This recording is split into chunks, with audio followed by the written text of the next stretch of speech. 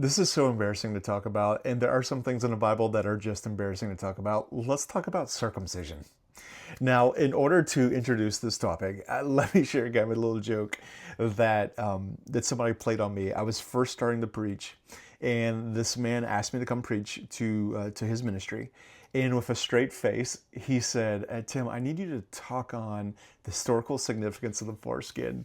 And he wasn't smiling, he wasn't laughing. And I'm like, immediately, I'm like, okay, well, I don't know if he's kidding or not because the Bible does talk about circumcision. Like maybe this is really like what they want me to talk about. And, a moment of like awkwardness later, he's like, dude, I'm just kidding.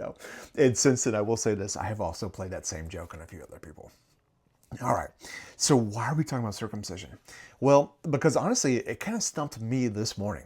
I was in Genesis chapter 17 in my own daily quiet time with the Lord this morning, and this is where God promises Abraham and Sarah that they will give birth to a child. And they were both very old.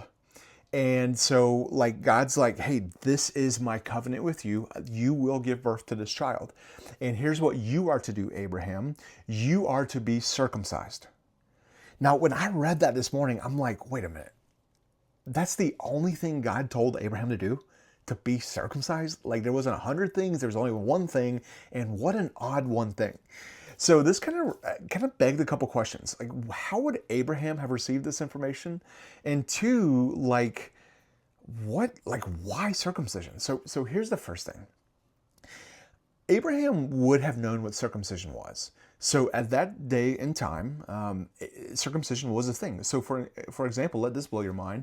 Historically, we know that the Egyptians have been circumcising for almost 4,000 years now. As far as we know, the Egyptians were the very first people to do it. And the reason the Egyptians circumcised was actually the reason we still circumcise like in the United States today, mostly just for hygienic purposes.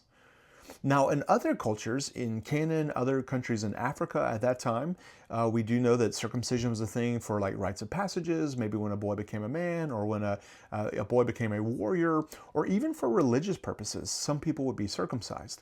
So when Abraham was told to be circumcised, it would not have been like, what, huh? What is that? No, he would have been familiar with it. But why circumcision? Out of all the things God could have asked Abraham to do, why be circumcised? Well, all right, here's why. Let this blow your mind. Listen carefully. What was the promise? The promise is that in your old age you will give birth to a child. Circumcision was a physical reminder on Abraham that it was impossible for Abraham to bring about the promise. Instead, God would bring about the promise. So after the circumcision, a daily reminder on Abraham's body is that God made this promise. And Abraham, there isn't anything you can do about it.